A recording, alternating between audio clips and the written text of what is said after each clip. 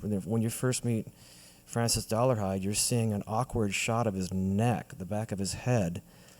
That stuck with me. Just that in the opening shots of just like the awkward going up the staircase, where you're not even sure if it is a staircase. I absolutely am inspired by those kind of awkward shots where you're not quite sure what you're looking at, and eventually it resolves itself. And the extreme, it didn't even use a wide-angle lens with Brian Cox in the jail cell. Just how did that guy have to like tape himself to the wall to shoot that? Because it's just such an awkward angle. But those extreme angles and extreme perspectives, I really, really respond to those kind of images. So I think it's kind of present in most of the stuff that I do in some way. Yeah, so I definitely steal a bunch of that. You sound like a filmmaker.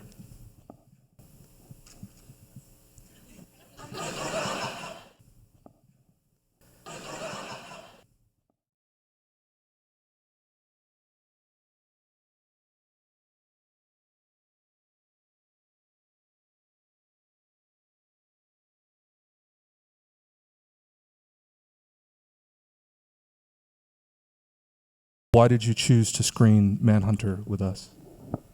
It's one of my favorite films. I saw it, of course.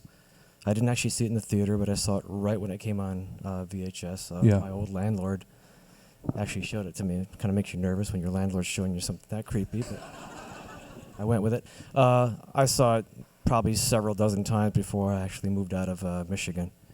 And I think... how many of you are actually film students, directors, producers, going to be directors, producers? Okay. So the reason I kind of picked the film in general, there's a whole list of films like this, is the pacing. I think it's a very important piece for someone to understand, allowing the script, allowing the actors to actually take time with the delivery.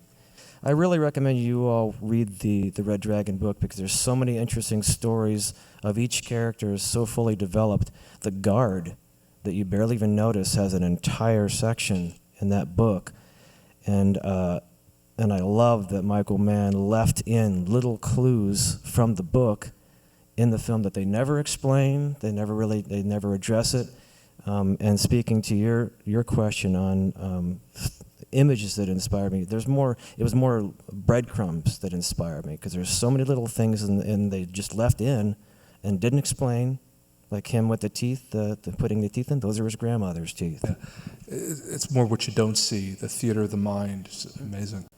I don't want to compare films. I don't want to compare the newer version of this, the Red Dragon film, but if you watch them back to back, you notice the breathing room. There's not a lot of breathing room in the script. They tried to pack in a lot of the details from the book, and I think that's the wise choice by Michael Mann, not trying to put everything in there, just letting the actors really have that breathing room, elbow room to really take the moment, really develop the character, and really watch, which clearly is one of the first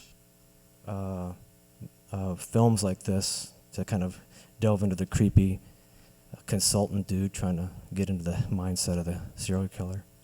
You know, it's a really good comparison. I actually did that, watched Red Dragon 2002, I think, right after this, just for our mental homework a little bit. And it's fascinating. And it's not to compare Billy Peterson to Ed Norton. They're different. You know, it's like two flavors of ice cream. But there are interesting element differences. Dante Spinotti shot both of these films, which is interesting. The same cinematographer shot both of those films, yeah. Very different. Very different. Just to stick on the acting of this film, you know, Joan Allen, Dennis Farina, I mean, these are real, they're all Chicago actors. You know, they're all that hardcore Steppenwolf crew. Noonan is a real actor in a sense that he did this whole method thing for the performance. He didn't fly or travel with any of the cast or crew. He didn't stay in any of the same hotel rooms. He didn't meet any of the characters until the day they were shooting.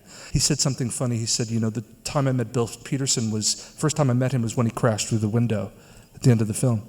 It's a fine how do you do. And Mann loves good actors, it seems like. Michael Mann really prides himself. Everybody. The dude thinking he's being mugged in the parking lot. I mean, it's everybody nails their part in this, and they're allowed kind of that space to kind of breathe and deliver that part. They're not just a bit. You're not just kind of walking by them. The one character we haven't spoken about yet is and this was kind of the introduction to this character, which to me is one of the great characters in all of literature. As funny as this sounds, up there with like the Joker and Richard III and some of the great characters is Hannibal Lecter, Brian Cox. What did you think of the performance of Brian Cox?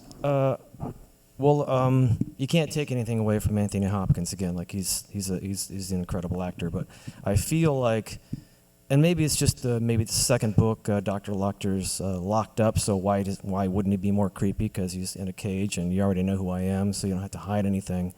But I feel like Brian Cox's character is an absolute hidden monster. He really does. You could see why he can get away with years of being a psychiatrist or a teacher or a grocery bagger, whatever, because you don't see him coming at all. And just his delivery in this scene really kind of gives you that sense of a guy who's will endear anybody. Just the way he treats the guard coming in, because he knows eventually he wants to eat his face, so he's going to be very nice to him. Stay on his good side.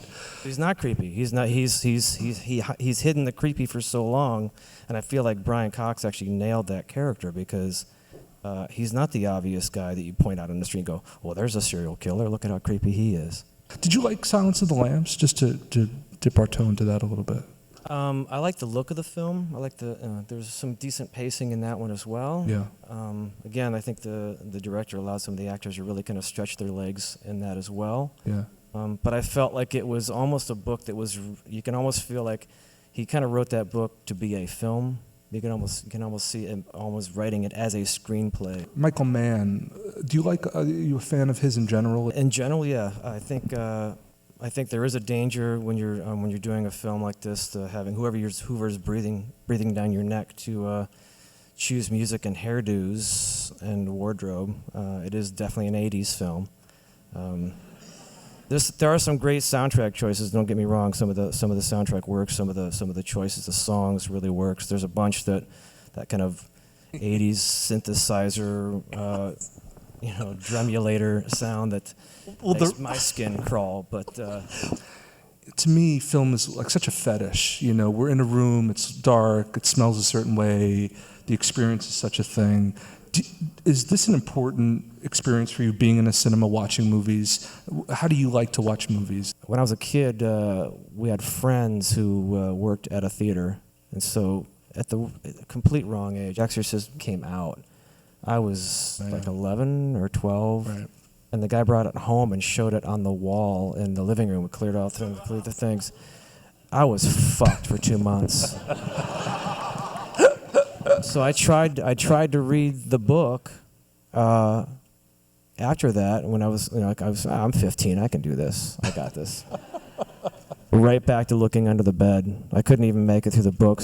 But I feel like, having read halfway through the book, that it seemed like it was fairly accurate, even with all the extra details in the book.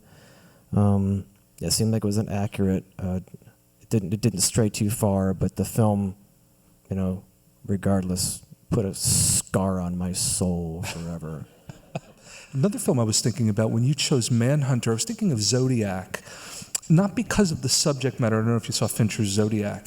The movie is over 3 hours long. Mm-hmm. And when I saw it, I was like, fuck, this movie's too long. But then I thought, that's the point. They can't catch this guy. Right. It doesn't end. Nothing materializes. Yes, but I think almost the length of the film is almost a metaphor for the frustration of... And I think that's a hard thing to put the audience through. I'll still see it. Yeah.